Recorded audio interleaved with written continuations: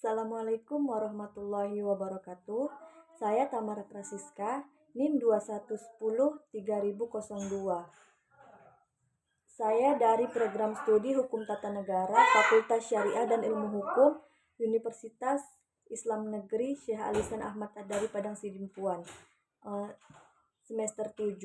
Di sini saya akan menyampaikan materi yang saya pahami dari mata kuliah analisis politik yang berjudul Analisis Politik Perempuan di Indonesia. Sebenarnya apa sih yang dimaksud dengan analisis perempuan politik di Indonesia?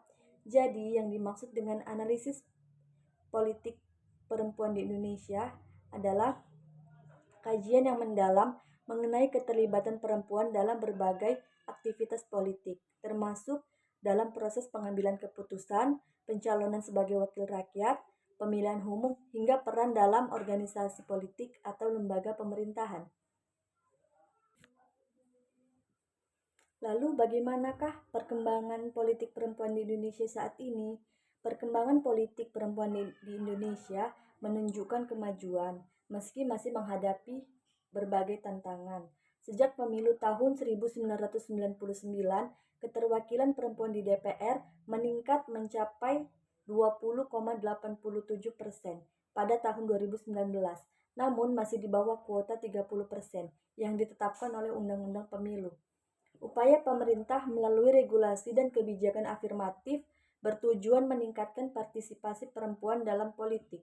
Meskipun ada kemajuan, dukungan dari masyarakat dan partai politik masih diperlukan untuk mengatasi hambatan-hambatan yang ada. Keterlibatan perempuan dalam politik dianggap penting untuk menciptakan kebijakan yang lebih akomodatif dan responsif terhadap isu-isu gender. Lalu, bagaimana perbandingan antara politik wanita di Indonesia pada masa Soekarno hingga sekarang ini? Perbandingan politik wanita di Indonesia dari masa Soekarno hingga sekarang ini menunjukkan perkembangan yang signifikan, meskipun masih ada beberapa tantangan. Perbandingan politik wanita dari masa Soekarno hingga saat ini, yaitu pada masa Soekarno, yaitu pada tahun 1945 hingga tahun 1967. Pada masa pemerintahan Soekarno, wanita Indonesia mulai mendapatkan pengakuan yang lebih besar dalam kehidupan politik, yaitu Presiden Soekarno mengakui peran wanita dalam perjuangan kemerdekaan dengan banyak tokoh wanita aktif dalam organisasi kemasyarakatan seperti Gerakan Wanita Indonesia atau Gerwani dan Kartini. Soekarno juga memberi ruang bagi wanita untuk turut serta dalam politik. Dalam peran simbolik dan pergerakan, meskipun Soekarno mendukung kesetaraan gender, posisi wanita dalam pemerintahan cenderung terbatas pada posisi simbolik dan sosial. Ada beberapa perempuan yang menjadi anggota kabinet, seperti Menteri Negara Peranan Wanita, tetapi jumlahnya sangat terbatas. Kemudian pada masa Orde Baru, yaitu tahun 1967 hingga tahun 1998. Pada masa Orde Baru, peran politik wanita terbelenggu oleh kebijakan yang lebih konservatif, meskipun beberapa kemajuan tetap terjadi, yaitu pembatasan ruang gerak. Orde Baru menekankan keluarga sebagai unit dasar masyarakat dan menempatkan wanita dalam kerangka tradisional sebagai ibu rumah tangga dan pendidik anak. Meskipun demikian, ada beberapa wanita yang aktif dalam organisasi kemasyarakatan atau menjadi anggota legislatif. Namun peran mereka terbatas oleh norma patriarkal dan kontrol otoritarian. Yang selanjutnya yaitu pada masa reformasi dan masa pasca Orde Baru tahun 1998 hingga sekarang. Setelah reformasi tahun 1998, terdapat perubahan signifikan dalam politik wanita di Indonesia. Beberapa kemajuan utamanya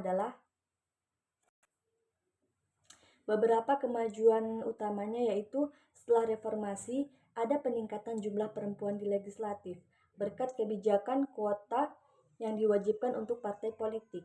Pada pemilu tahun 1999, perempuan mulai mendapatkan lebih banyak kursi di DPR, meskipun persentasinya masih jauh dari prioritas. Kemudian pada tahun 2003, Indonesia memberlakukan kebijakan 30% kuota untuk perempuan dalam pencalonan legislatif. Wanita Indonesia mulai memegang posisi penting dalam politik dengan Megawati Soekarno Putri terpilih sebagai Presiden Indonesia pada tahun 2001, menjadi presiden pertama wanita di negara ini. Kemudian organisasi-organisasi perempuan seperti Kementerian Pemberdayaan Perempuan dan Perlindungan Anak semakin aktif dalam memperjuangkan hak-hak wanita di Indonesia. Kemudian pada masa kini, yaitu pada tahun 2020-an, di era sekarang, meskipun ada kemajuan yang signifikan, masih ada beberapa tantangan bagi wanita dalam dunia politik, yaitu meskipun keterwakilan perempuan di legislatif terus meningkat, namun perempuan masih jauh dari proporsi yang seimbang. Pada pemilu tahun 2019, perwakilan perempuan di DPR mencapai sekitar 20% lebih tinggi dibandingkan sebelumnya, tetapi masih jauh dari 30% yang diharapkan. Masyarakat semakin sadar akan pentingnya keterlibatan perempuan dalam politik, terutama terkait dengan isu-isu kesetaraan gender, kekerasan terhadap perempuan, dan hak-hak perempuan. Namun budaya patriarki masih mempengaruhi cara perempuan dipandang dalam politik. Hambatan-hambatan lain yang terjadi di dalam meningkatkan partisipasi politik perempuan di Indonesia yaitu seperti hambatan struktural, yaitu hambatan yang disebabkan oleh sistem dan institusi politik yang kurang mendukung partisipasi perempuan, seperti kebijakan yang kurang efektif. Meskipun ada kebijakan afirmasi seperti kuota 30%, keterwakilan perempuan, implementasinya seringkali hanya sebatas formalitas dan tanpa dukungan nyata. Kemudian, minimnya sumber daya. Perempuan sering kekurangan akses terhadap sumber daya politik seperti pendanaan kampanye, pelatihan kepemimpinan, dan akses media. Kemudian, kurangnya representasi dalam partai politik. Banyak partai politik yang belum memberikan ruang dan peran strategis bagi perempuan dalam kepengurusan partai.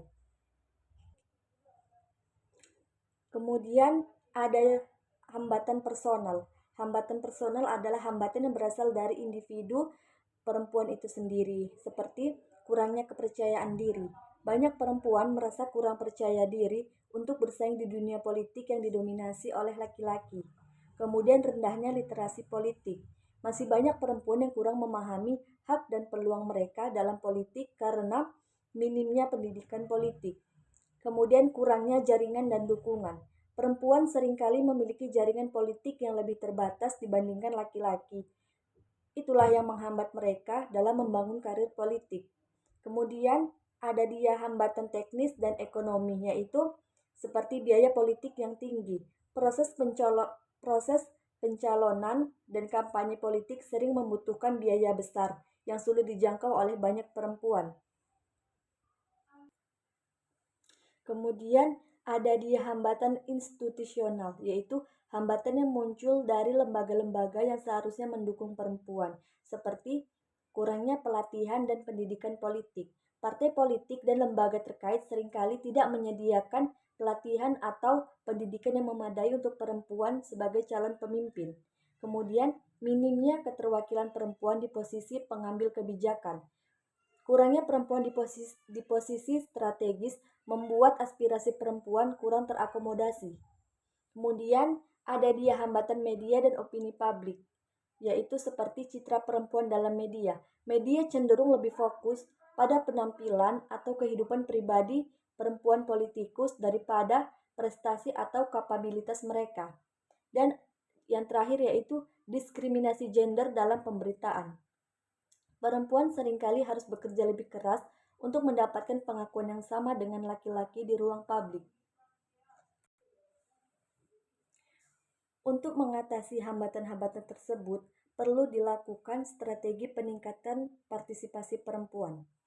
Meningkatkan keterlibatan perempuan dalam politik memerlukan pendekatan strategis yang holistik mencakup berbagai aspek seperti kebijakan, pendidikan, budaya, dan dukungan institusi. ada beberapa kebijakan yang akan dilakukan oleh pemerintah, yaitu seperti penguatan kebijakan dan regulasi, seperti peningkatan kuota perempuan, memastikan implementasi kuota 30% perempuan dalam pencalonan legislatif berjalan efektif dan tidak hanya formalitas.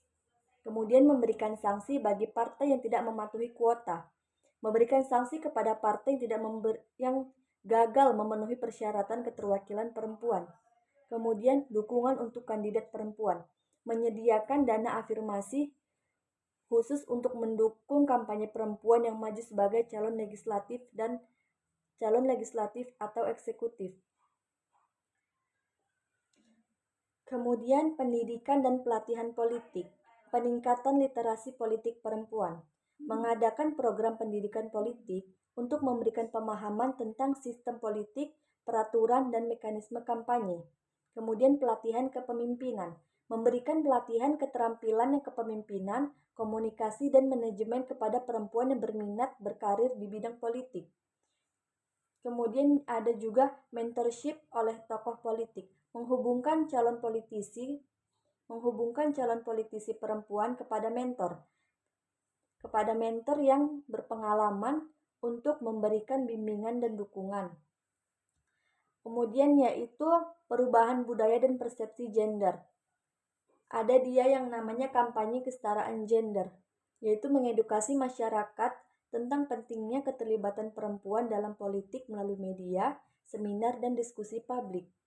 Kemudian menghapus stereotip gender, mendorong media untuk lebih menyoroti kapabilitas perempuan dalam politik daripada aspek-aspek yang bersifat stereotipikal, dan melibatkan laki-laki sebagai mitra, mendorong laki-laki baik dalam keluarga maupun organisasi untuk mendukung keterlibatan perempuan dalam politik. Strategi selanjutnya yaitu reformasi partai politik, perekrutan proaktif. Partai politik harus aktif merekrut perempuan dengan potensi kepemimpinan untuk bergabung sebagai anggota. Kemudian, penempatan strategis, memastikan perempuan tidak hanya ditempatkan sebagai calon legislatif di daerah pemilihan yang sulit menang, tetapi juga di wilayah yang potensial. Kemudian, strategi selanjutnya adalah penguatan peran media inklusif, memastikan pemberitaan media bersifat adil dan mendukung keterlibatan perempuan dalam politik. Kemudian kampanye inspiratif, mengangkat profil perempuan yang sukses di bidang politik untuk menginspirasi generasi muda. Kemudian ada juga yaitu strategi yang selanjutnya monitoring dan evaluasi, seperti penilaian berkala, melakukan monitoring terhadap tingkat keterwakilan perempuan dalam politik di berbagai tingkatan. Kemudian penyusunan indikator keberhasilan, mengukur kemajuan partisipasi perempuan melalui indikator kuantitatif dan kualitatif. Dan ada juga dia pelaporan publik, mempublikasikan laporan perkembangan keterlibatan perempuan untuk membangun akuntabilitas. Itulah beberapa strategi yang dapat dilakukan pemerintah untuk meningkatkan partisipasi politik wanita di Indonesia.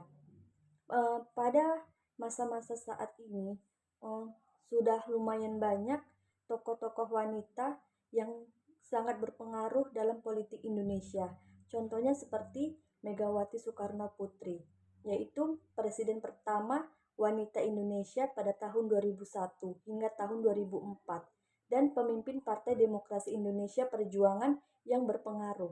Kemudian ada Khofifah Indar Parawansa, Gubernur Jawa Timur dan mantan Menteri Pemberdayaan Perempuan, dikenal aktif dalam mempromosikan kesetaraan gender. Ada juga dia Tri Risma Harani, yaitu Wali Kota Surabaya pertama dan saat ini menjabat sebagai Menteri Sosial, dikenal karena kebijakan pro rakyat dan keberaniannya. Kemudian ada Susi Puji Astuti, yaitu mantan Menteri Kelautan dan Perikanan yang terkenal dengan kebijakan tegas terhadap perikanan ilegal.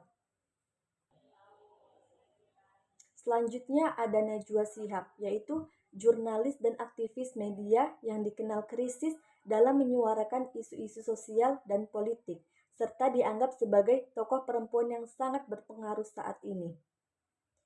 Selanjutnya ada Puan Maharani, yaitu Ketua DPR Republik Indonesia yang merupakan putri dari Megawati Soekarno Putri, aktif dalam berbagai kebijakan legislatif. Tokoh wanita selanjutnya yaitu ada Sri Mulyani Indrawati yang merupakan Menteri Keuangan Republik Indonesia. Jabatan pertamanya sebagai Menteri Keuangan Republik Indonesia yaitu pada tahun 2005. Selama menjabat sebagai Menteri Keuangan, Sri Mulyani mengeluarkan banyak kebijakan dan menorehkan banyak prestasi. Ia berhasil menstabilkan ekonomi makro serta dapat memberi kepercayaan pada investor. Dan ada juga dia Retno Marsudi, yaitu Menteri Luar Negeri Indonesia. Ia merupakan wanita pertama yang menjabat sebagai Menteri Luar Negeri. Dan sebenarnya masih banyak lagi tokoh-tokoh wanita yang sangat berpengaruh dalam politik di Indonesia yang tidak saya sebutkan.